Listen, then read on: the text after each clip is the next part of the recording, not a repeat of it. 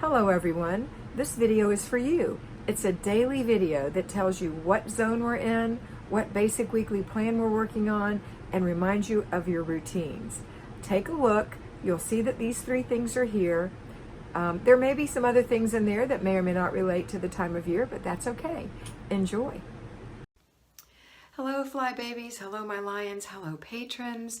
Today is Wednesday, we're in midweek. And we have three things to do today. Our morning routine, well, all the routines, 5 routines, our basic weekly plan, and on Wednesday, that is planning and desk day, and our zone, and we're in zone 4, the master bedroom, and the master bathroom, if you have one, and the master closet. All right, so let's see what we do today. First thing, let's take this phone with you if it's early in the morning or whatever you're watching me on, if it's small. Get up, make your bed if you can, if no one's in it, and then go into the bathroom. You can watch me while you do it. Now we're going to do our morning routine. Remember what that is. Wash your face, brush your teeth, put on moisturizer, put on makeup if you wear it, jewelry and perfume if you wear those, get dressed, fix your hair, wipe out the sink, swish the toilet.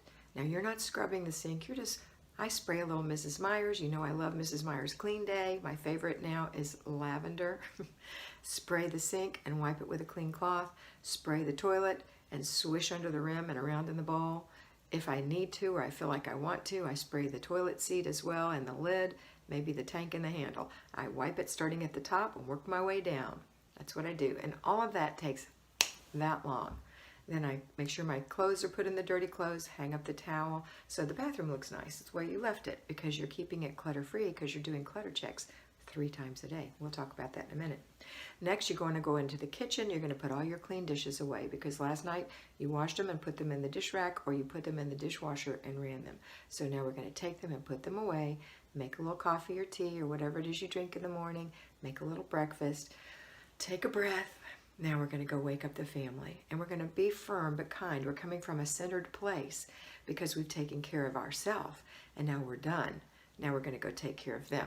So you're going to be able to inspect what you expect, to guide, to actually do for some of the children, and to be firm but kind. Kind, because you've been taken care of and you're not cranky. All right, so wake up your family. You look pretty. They love seeing something pretty in the morning. Wouldn't you rather look out at a beautiful day than a stormy, ugly day? And when you're stormy and looking, that's what it feels like to them. It's like, oh, I'm not getting out of bed. All right, so you look nice. You wake up your family. You know, there's a story in the original book, The Sidetracked Home Executives, where the mother started taking care of herself like this, and she woke up her teenage son, and he said, "Oh, Mom, you slept in your clothes."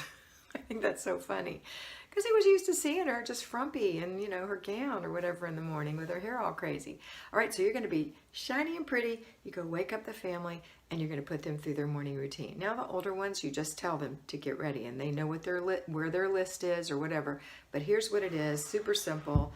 Make your bed, wash your face, brush your teeth, wipe out the sink, hang up the towel, comb your hair, put your clothes on, put your pajamas away, either in the dirty clothes or in your drawer or wherever you have them put it. Make it a convenient place, a hook, whatever. So it's not too hard, it's easy and they can do it. Come to the kitchen and have breakfast. It's a super simple morning routine. Now you may choose to add 1 or 2 teeny little things to it, just like you can add 1 or 2 teeny little things to yours. Maybe you want to remember to say morning prayer. Maybe you need to collect the eggs. But it's not, and I've said it before and I'll say it again, this is not the time for Bible study, this little 30 minutes before you wake your kids up. So if you want to do an in-depth Bible study or you want to do an in-depth prayer time and journaling, that is beautiful. If you want to do it first thing in the morning, you want to give that part of your day to the Lord, that's fine. That's lovely, and you can. You'll just set aside a separate time for that. Either when you first get up, you're going to have to get up an hour early if you've committed that. But don't use it as an excuse not to do your morning routine, because this is what gives you peace in your home. This is your part, right? Okay, and you can do all things through Christ who strengthens you, so you can do it. Or you can opt to have your study later in the day when the children are in school after you've done your morning routine. Or before, not your morning routine, your morning things, your basic weekly plan and your zone. You can do it after that or you can do it before that. As long as you get everything done in the morning, that's the point. Okay, so after everything's done, if you go to work, you're going to get in your car, your neighbor's car, if you're carpooling, the bus, the taxi, whatever it is, you're going to walk to work, or you're going to walk downstairs to the basement or wherever your office is, and you're going to focus on your work. You're going to be the best you can be at work. You're not going to be thinking about the family. You put that in a bubble. You know they're in good hands. You know everything's been taken care of. You're going to be doing your work. Now, for those of you who are staying at home, you're going to start your laundry, and you're going to go through an inch of paper. First thing after breakfast, put the breakfast dishes away or wash them, one or the other. Put them in the dishwasher or wash them. You have an empty dishwasher and an empty sink. Don't fill that sink up. Wash those dishes after breakfast and put them in the dish drainer. Okay, next, you're going to do your basic weekly plan. So today is planning and desk day. So this is the day you're going to deal with all those things during the inch of paper where you're going through, or even your mail, where you have action items. This is the day you're going to take care of action items. So if those of you who are working, you're going to take those with you to work and handle them on your lunch hour, which I did for my entire working life. That's what I did. It's the only time I could talk to people who needed to be talked to during the working hours, right? On your break or on your lunch hour.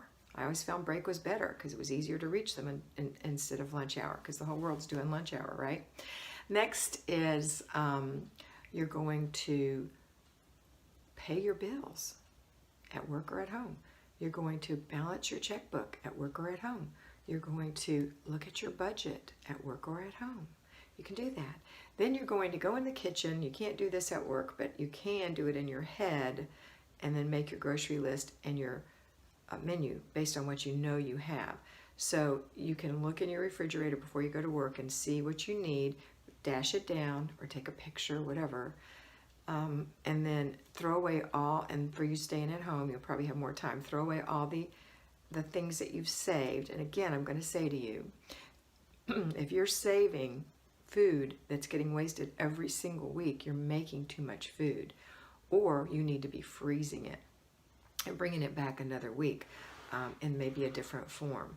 But if people aren't eating it and it's sitting in there spoiling, what's the difference than just throwing it away? So why make that much? Okay.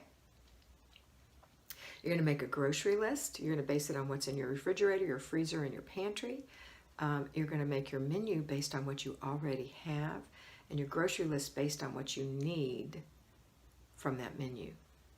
If you make a menu based on what you have and then you add 3 more meals, you have to buy groceries to make those 3 meals. Don't forget about breakfasts, lunches, and snacks. You need to have it all. Don't overbuy, not necessary. If you always have apples shriveled in the container, then you've got too many apples. If you have bananas that go bad on the drain, then you have too many bananas. Reconsider how much you're buying for your family. Waste not, want not, you'll have more money. Make your budget, and when you go to buy groceries, make sure you spend $1 less than you budgeted. It's a feeling of control. Okay, so that's what you're doing today. You're making your menu, you're paying your bills, you're having a desk day, you're planning. You may want to revisit your planner and see if you need to adjust anything for this week. Add any new things in that you haven't already added in that need to be go. Maybe a doctor's appointment got added and you need to put that on the schedule. Maybe you discovered somebody's birthday you didn't have on there. Put that in there. Okay. All right. So you're planning for tomorrow, which is errand day. So if you're going to buy a birthday card for somebody, a gift for somebody, go to the library, go to the post office, go buy a new pair of shoes for the kids, whatever it is, this is what happens. Going by the charity shop and dropping off things in the back of your car and buying groceries. Now, those of you at home, who are at work rather, won't be going. You'll be staying at work. Now, you may be running a few things. You may be able to go pick up a size 4 pair of sneakers for your child. And you may be able to go to the post office or the library or go to the charity shop on your way home from work to drop things off. You can do that. Okay, but that's what we're doing today. And then when you come home, you're going to start your laundry at workers. You're going to start your laundry and you're going to go through an inch of paper. It's going to go in your brand new empty basket for next week. You're going to start dinner, and while dinner is simmering, you're going to do your zone 4, the master bedroom. Pick one thing out of your master bedroom, master bathroom, or closet that takes 15 minutes or less, or 2 little things that take 15 minutes or less. I'm hoping 10 at the most. If you haven't done your weekly home blessing hour and you've chosen not to delegate or have no one to delegate to, pick one of the weekly home blessing hour jobs and do that as well. Once it's done, you can enjoy your supper. After dinner routine, everybody, after dinner routine, and then before bed routine. That's it. So this is running a little long. I'm going to go, but I hope you have a wonderful day, and always remember to be beautiful because you are beautiful. Bye. I hope you enjoyed that, and I know that you're going to have a great time in your house today. Remember to focus on getting it done first, fast, make it fun, and get it finished. Complete the process, and don't let those little things bug you that you see that are for future dates. Use your planner, and always remember that you are beautiful.